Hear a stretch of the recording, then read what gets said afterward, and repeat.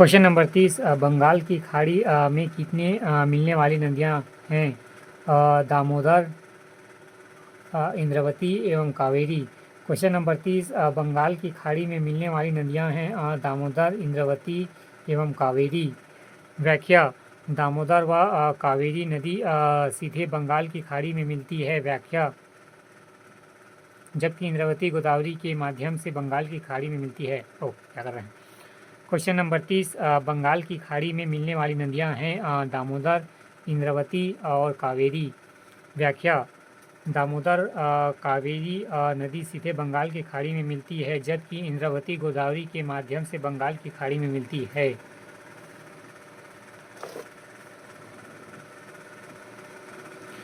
Question number 31 column 1 column M सुमेलित कीजिए। 31 British संविधान सरकार का संसदीय स्वरूप आयरलैंड का संविधान राज्य के नीति निर्देशक तत्व। फिर कनाडा का संविधान अर्थ संघात्मक सरकार का स्वरूप। अमेरिका का संविधान न्यायिक पुनर्विलोकन। व्याख्या: विदेशी संविधान एवं ग्रहण तत्व। व्याख्या: ब्रिटिश संविधान सरकार का संसदीय स्वरूप, आयरलैंड का संविधान राज्य के नीति निर्देशक तत्व, कनाडा का संविधान अर्ध संघात्मक सरकार का स्वरूप, अमेरिका का संविधान न्यायिक पुनर्विलोकन। व्याख्या: विदेशी संविधान एवं ग्रहण तत्व। व्याख्या: ब्रिटिश संविधान सरकार का संसदीय स्वरूप, आयरलैंड का संविधान राज्य की नीति निर्देशक तत्व, कनाडा का संविधान अर्ध संघात्मक सरकार का स्वरूप, अमेरिका का संविधान न्यायिक पुनर्विलोकन।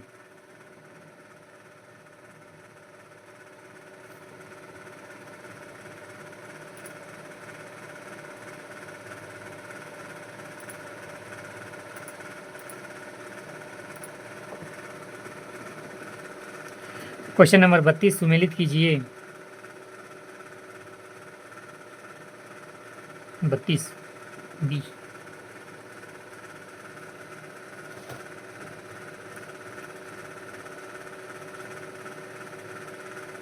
एक्सोथर्मिक ऊष्मा उत्सर्जित करता है। ओह नहीं, ये है। फिर है एंडोथर्मिक ऊष्मा उत्सर्जित करता है।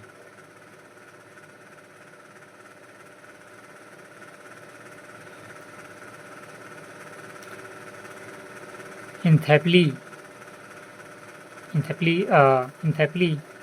किसी तंत्र की कुल ऊष्मा सामग्री। फिर सक्रिय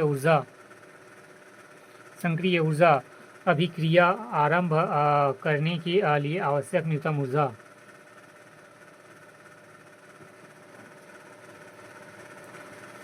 क्वेश्चन नंबर 32 एक्सोथर्मिक ऊष्मा उत्सर्जित करता है, एंडोथर्मिक ऊष्मा अवशोषित करता है। इंथैप्ली किसी तंत्र की कुल ऊष्मा सामग्री। सक्रियण ऊर्जा अभिक्रिया आरंभ करने के लिए आवश्यक न्यूनतम ऊर्जा।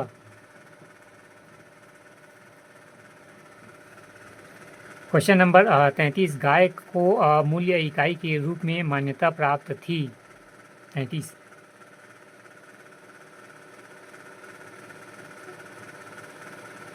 ऋग्वेद में और उत्तर वैदिक काल में। क्वेश्चन नंबर 33 गाय को मूल्य इकाई के रूप में मान्यता प्राप्त थी ऋग्वेद में एवं उत्तर वैदिक काल में। व्याख्या: ऋग्वेद काल और उत्तर वैदिक काल में गाय को मूल्य इकाई के रूप में मान्यता थी। व्याख्या: ऋग्वेद काल और उत्तर वैदिक काल में गाय को मूल्य इकाई के रूप में मान्यता प्राप्त थी।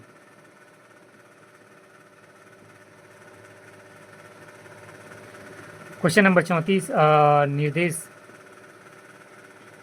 अभिकथन। छत्तीसगढ़ में राज्यपाल द्वारा वित्तीय आयोग का गठन 5 साल के लिए किया जाता है। कारण आर, वित्त आयोग पंचायतों की वित्तीय स्थिति का निरीक्षण, राज्य सरकार एवं पंचायतों के बीच करों का बंटवारा, सहायता अनुदान के संबंध में सिफारिशें करता है।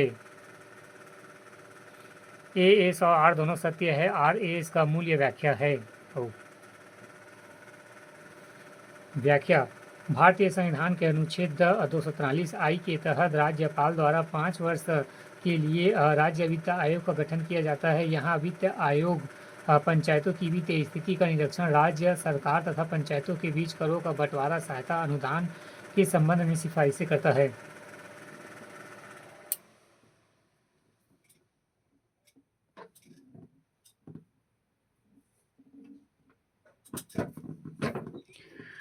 Question number 34 अभिकथन। एएस छत्तीसगढ़ में राज्यपाल द्वारा वित्त आयोग का गठन 5 साल के लिए किया जाता है। कारण आर, वित्त आयोग पंचायतों की वित्तीय स्थिति का निरीक्षण, राज्य सरकार तथा पंचायतों के बीच करों का बंटवारा, सहायता अनुदान के संबंध में सिफारिशें करता है। आंसर है एएस और आर दोनों सत्य है। आर एस का मूल्य व्याख्या है। व्याख्या। भारतीय संविधान के अनुच्छेद 243 आई के तहत राज्यपाल द्वारा 5 वर्ष के लिए राज्य वित्त आयोग का गठन किया जाता है। यह वित्त आयोग पंचायतों की वित्तीय स्थिति का निरीक्षण, राज्य सरकार तथा पंचायतों के बीच करों का बंटवारा, सहायता अनुदान के संबंध में सिफारिशें करता है।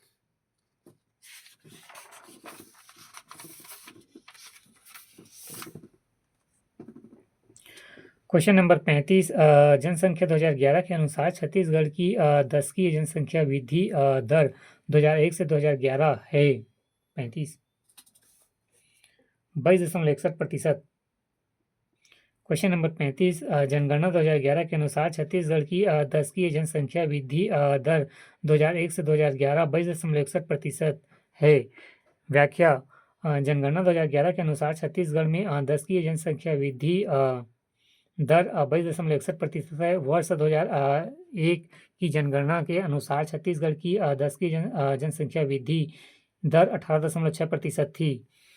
व्याख्या। जनगणना 2011 के अनुसार छत्तीसगढ़ की दशकीय जनसंख्या वृद्धि दर 22.61% है। वर्ष 2001 की जनगणना के अनुसार छत्तीसगढ़ की दशकीय जनसंख्या वृद्धि दर 18.06% थी।